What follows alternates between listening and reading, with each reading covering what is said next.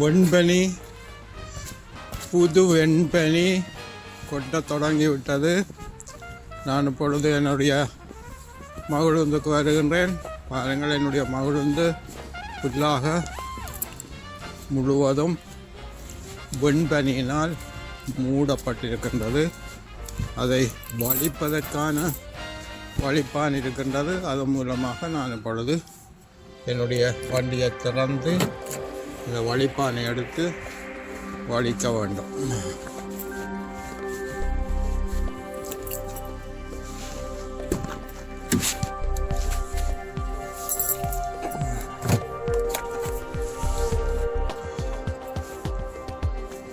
இந்த வெண்பனி கொஞ்சம் இலகுவாக இருக்கிறதால இப்படியான பிரஷை வச்சு வலிக்க போகின்றேன். இறுக்கமாகிவிட்டால் அது வலிப்பதற்கண்டு இங்கே வலிப்பான் இருக்கின்றது. இப்பொழுது நான் முழுவதும் மேலே எல்லாம் வலிக்காமல் முன் கண்ணாடி, பின் கண்ணாடி, சைட் கண்ணாடியை மாத்திரம் வலித்து விட்டு புறப்பட்டு செல்லும் பொழுது மேலே உள்ளது தானாக கொட்டும். இப்படித்தான் வின்டர் காலங்களில் நாங்கள் போராடுகிறோம். பாருங்கள், இவ்வளவு சினோ என்னுடைய காரில் நிறைந்திருக்கின்றது.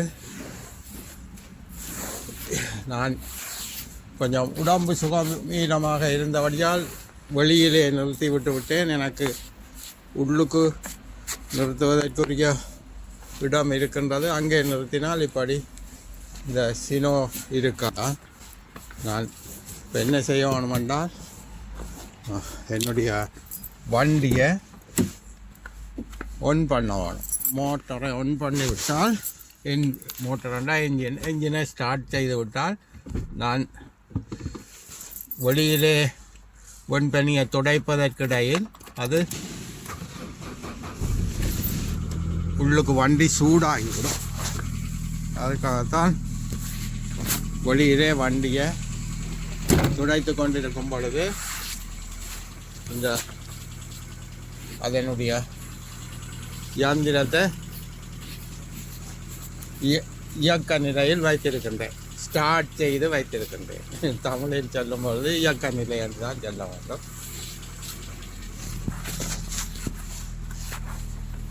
பாருங்கள், பின்பக்கமும் இந்த மாதிரி தான். இந்த கண்ணாடியை மாத்திரம் வலிக்க வேண்டும். ஏனென்றால் பின்னாலே முன்னாலே வருவர்களை பார்க்க வேண்டும். வண்டி ஓடிக்கொண்டு போகும் பொழுது எதுவும் தெரியாதில்ல, விபத்துகள் ஏற்படும். அதற்காக கொஞ்சம் உருகி விட்டது.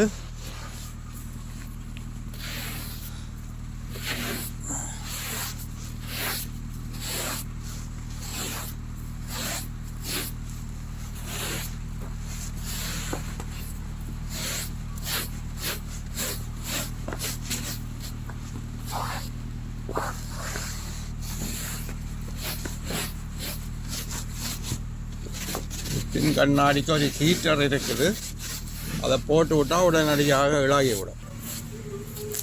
காகல் என்று சொல்லக்கூடிய கொட்டுகின்றது. இதுதான் கொஞ்சம் ஆபத்தானது.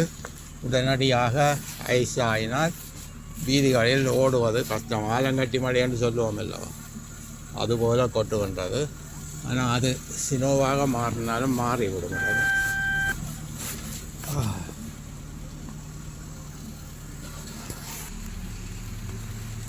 இப்பொழுது காலநிலை -4-5 போய்விட்டது. இந்த ஆலங்கட்டி விழுகிறபடியால் இன்னும் கூடி விட்டது போல இருக்கு. நான் வீட்டுக்குள்ளிருந்து வெளியே வரும்பொழுது உரைநிலையில் 5 இருந்தது, -5 பாகையில். இந்த மாதிரியான ஒரு நிலையில் தான் இப்பொழுது என்னுடைய வண்டி இருக்கிறது. பார்த்தீங்கன்னா தெரியும். பாருங்கள், இப்படியாக என்னுடைய வண்டியை நான் வலிக்கக்கூடிய அளவுக்கு வலித்து கொண்டு புறப்பட போகின்றேன். கைகள் விரைத்து விட்டது. பாருங்கள், அந்த வெண்பனியானது கொட்டி எனது கார் முன்பகுதியிலும் அங்கே முன்னால் இருக்கக்கூடிய அந்த செடிகளின் மேலேயும் இருக்கிறத நல்ல அழகாக இருக்கின்றது. பார்த்தீங்கன்னா தெரியும். பார்ப்பதற்கு அழகு, ஆனால் கைகள் உரைப்பதுதான் ரொம்ப கஷ்டம். இப்பொழுது புறப்பட்டு செல்ல போன்றேன். மெல்ல மெல்லமாக வண்டி சிறிது சூடறி விட்டது. வண்டிக்குள்ளே கீட்டர் கொடிய சூடேற்றி இருக்கின்றது. அதை போட்டு விட்டதும் ஒரு 5 நிமிடத்தில் வண்டி சூடாகிவிடும். சூடான பிறகு நான் புறப்பட்டு கடைக்கு செல்லுகின்றேன். வீதியோரம் எல்லாம் எப்படி சினோவுகள் இருக்கிறது என்பதை காண்பிக்கின்றேன். மிகவும் கவனமாகத்தான் வண்டி ஓட்ட வேண்டும் இப்படியான காலங்கள். எனது வண்டியின் முன்பகுதியில் போனட் என்று சொல்லக்கூடியதுக்கு மேலே எவ்வளவு சினோ இருக்கிறது பாருங்கள். கொண்டு போகின்றேன். அதுக்கு என்னுடைய யந்திரத்தில் நல்ல சூடு வரும்பொழுது அது மெல்ல மெல்லமாக கரைந்து கீழே விழுந்து விடும். சாதாரணமாக குளிர் குறைவாக இருந்தால் மனம் வந்து வலித்து விடுவோம். எனக்கு கொஞ்சம் உடல்நிலையும் சரியில்லை. அதோட குளிருக்குள்ளே நிறைய நேரம் நிற்கலாது. கையெல்லாம் அந்த மேலேயும் முன் கண்ணாடிகளையும் வலிக்கும் பொழுது முன்னுக்கு பின்னுக்கு கண்ணாடியையும் பக்கத்திலையும் வலிக்கும் பொழுது என் கைகள் எல்லாம் விரைத்து விட்டது. ரொம்ப எப்படி அந்த விரைப்பை அனுபவித்தால் தான் தெரியும். சொல்லி விளங்கப்படுத்த முடியாது. அப்படியான விரைப்பு.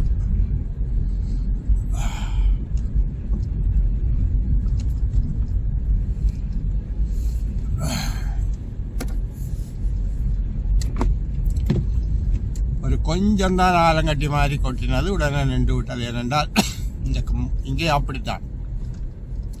எங்களுடைய நாடுகளில் மாதிரி காலங்களில் மழை பெய்யும், திடீரென்று சாடியாக வெயில் அடிக்கும், திரும்ப பின்னு மழை பெய்யும். அந்த மாதிரி இங்கே இருந்துட்டு ஆலங்கட்டி மாதிரி கொட்டும். இருந்துட்டு தொடர்ந்து இந்த வெண் பனி தூறல் தான் கூடுதலாக இருக்கும்.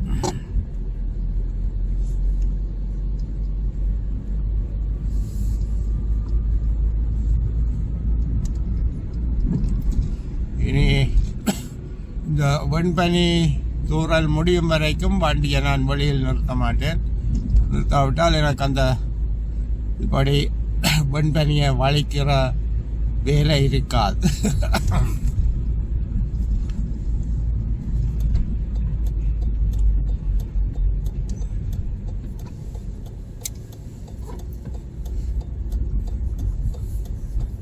பச்சை நிறமாக இருக்கிற மரங்கள் எல்லாம் ஊசி இலை மரங்கள்.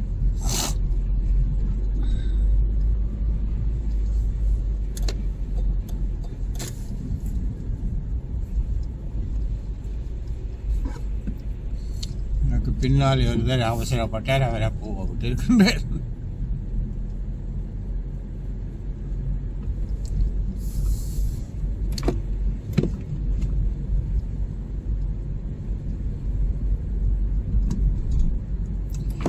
இதுதான் குளிர்கால நிலை. இனி ஜனவரி பிப்ரவரி வரைக்கும் இப்படியான குளிருக்குள்ளே தான் நாங்கள் வாழ வேண்டும், வாழ்ந்துதான் ஆக வேண்டும். எங்களோட நாட்டிலெல்லாம் நாங்கள் மழை வெள்ளத்தை போய் காலால் அடித்து விளையாடி ஓடி நீந்தி திரிகிற நாட்டில் இருந்து விட்டு இங்கே வந்து ஆரம்ப காலங்களில் ரொம்பவும் படாத பாடுகள் எல்லாம் பட்டிருக்கின்றோம். ஆனால் இந்த குளிரை தாங்க முடியாமல் இப்பொழுது ரொம்ப காலமாக இருந்திருந்து குளிரை தாங்கக்கூடியதாக வந்துவிட்டது. இருந்தாலும் இந்த கை விரைப்பு என்பது வந்துவிடும். யாரு கண்டாலும் அது ஜெர்மன்காரங்களுக்கு கூட அந்த கை விரைப்பு ஏற்படுகிறது குளிருக்கு.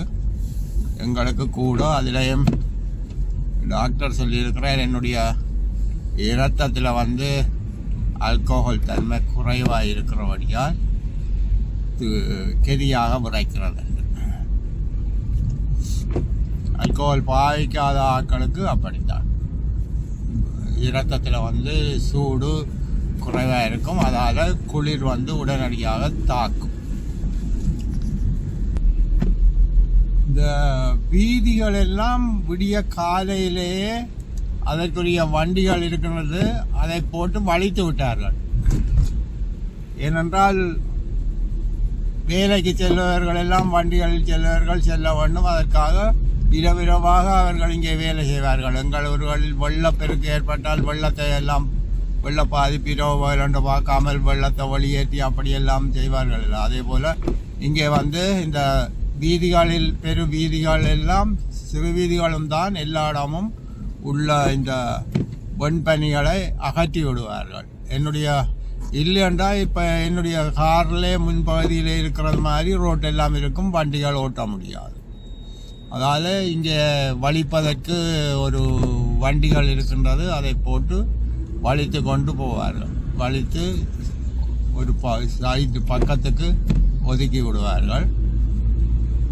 அப்போது விடிய ஆஃபீஸுகளுக்கு வேலைக்கு போகிறவர்கள் வருவர்கள் எல்லாம் எந்தவித பிரச்சனையும் இல்லாமல் போய் வரக்கூடியதாக இருக்கும். சில காலங்களில் தொடர்ந்து கொட்டி இன்னும் கொஞ்சம் பெருசாக கொட்டினால், பெருவெள்ளம் போல் இங்கேயும் பெரியாக இந்த வெண்பனி கொட்டினால் அவர்கள் வலிக்க இங்கே நிரம்பி கொண்டு இருக்கும். அப்படியும் கூட நாட்கள் இங்கே நடந்திருக்குது. வலித்து கொண்டு போவார்கள், பின்னாலே போக கொட்டி கொண்டிருக்கும். ஆனால் அவர்கள் வலிக்கும் போது ஒரு கெமிக்கல் மாதிரியான ஒரு கருப்பு நிறத்தில் கல் மாதிரி தூவி கொண்டு போவார்கள். அது உடனே அதை கரிய பண்ணி வண்டிகள் பின்னால் போக போக எல்லா வெண்பனியும் கரைந்து விடும். அப்படி கரைந்து தான் இப்படி ரோட்டு வீதி அப்படியே கருப்பாக நல்ல எந்தவித தடையும் இல்லாமல், இந்த தடங்களும் இல்லாமல் போகக்கூடியதாக இருக்கின்றது. நான் இப்பொழுது ஒரு 50 கிலோமீட்டர் வேகத்தில் செல்லக்கூடிய இருக்கின்றது. இந்த இடங்களில் 50 கிலோமீட்டர் வேகத்தில் தான் செல்ல வேண்டும்.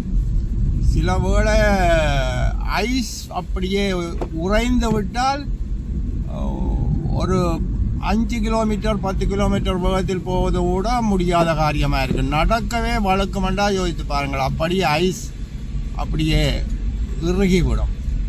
அப்படியான நேரத்தில் கூடுதலாக இந்த கெமிக்கலை கொண்டு தூக்கி கொண்டு போவார்கள். அதற்கு மேல் போட்டால் அது ஒரு 10 நிமிஷம் 15 நிமிஷத்தில் அப்படியே அந்த இறுகி போயிருக்கிற ஐஸ் எல்லாம் கரைந்து விடும். அப்படியெல்லாம் நாங்கள் வண்டி இங்கே ஓட்டின அனுபவங்கள் எனக்கு இருக்கிறது.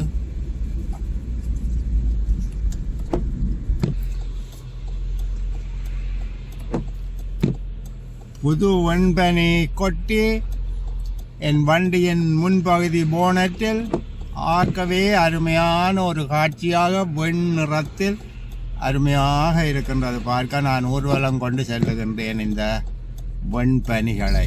இந்த கிராமத்துக்கு ஊடாக எல்லா இடமும் அந்த வெண்பனியை ஊர்வலமாக கொண்டு செல்லுகிறேன்.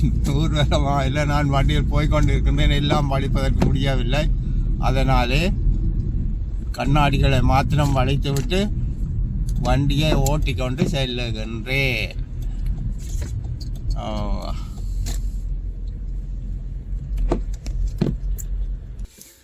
இங்கே ஒரு சின்ன கடை இருக்கின்றது. இங்கே கொஞ்சம் மீன் மலிவாக வாங்கலாம். மீன் வாங்குவதற்காக செல்ல போகின்றேன். அங்கே போய் மீன் வாங்குவதை பற்றி பார்ப்போம்.